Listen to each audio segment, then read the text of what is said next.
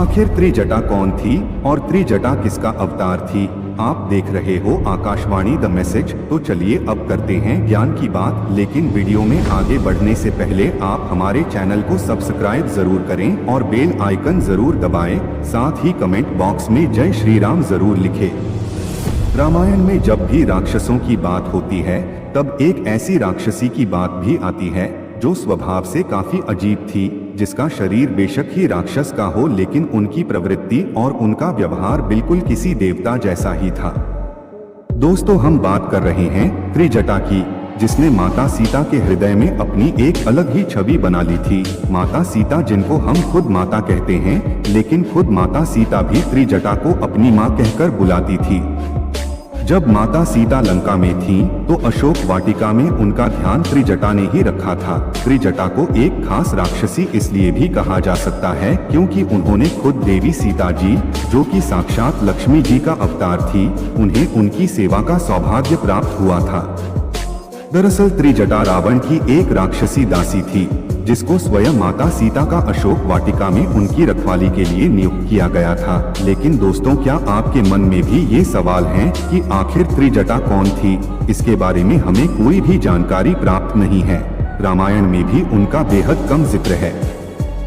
तो आज के इस वीडियो में हम जानेंगे कि आखिर त्रिजटा कौन थी, वो किसकी बेटी थी और आखिर त्रिजटा किसकी गवाह थी, क्या थी उनके पूर्व जन्म की कहानी। कहते हैं रावण ने जब माता सीता का अपहरण किया तो उसके बाद उन्होंने उसे लंका में नहीं रखा बल्कि अशोक वाटिका में रखा, जहां रावण ने स्वयं माता सीता के रखरखाव की जिम्मेदारी दी अपनी सबसे बड़ी विश्वास पात्र त्रिजटा को।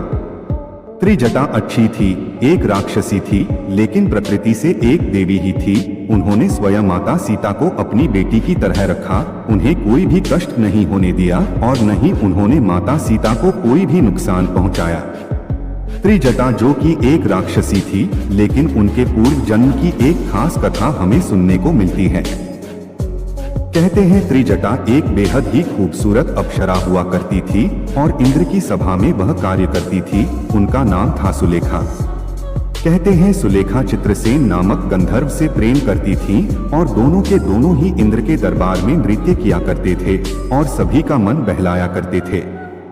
एक दिन नृत्य करते करते सुलेखा को आभास हुआ कि वो चित्रसेन से बिछड़ने वाली है, तो ये सोचकर वो रोने लगी।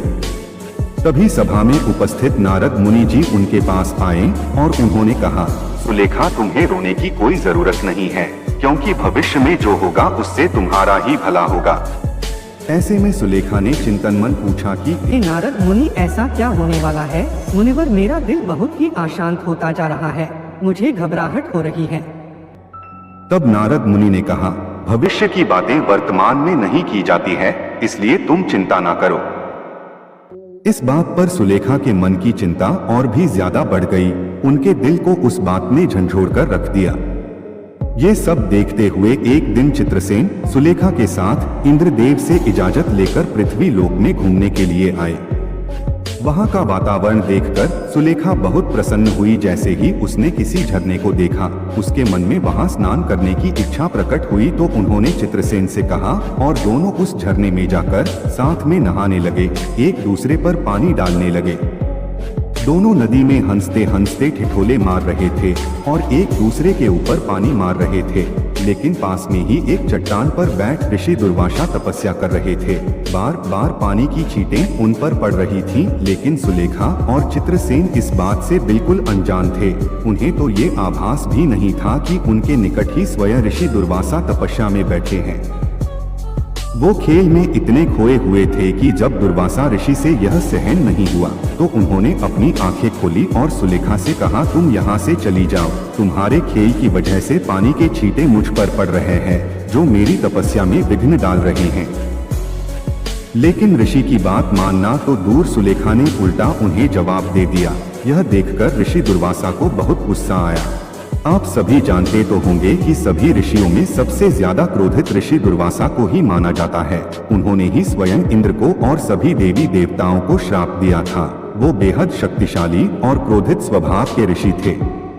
इस तरह सुलेखा के जवाब देने पर ऋषि दुर्वासा आग बबूला हो गए और उन्होंने सुलेखा को यह श्राप दिया कि तुम जल्द ही इस सुंदर शरीर को त्याग दोगी और जिस तरह से तुमने मुझसे बात की है वो एक राक्षसों की प्रवृत्ति है, इसलिए तुम अगले जन्म में एक राक्षसी के रूप में ही जन्म लोगी और एक राक्षस कुल में पैदा होगी।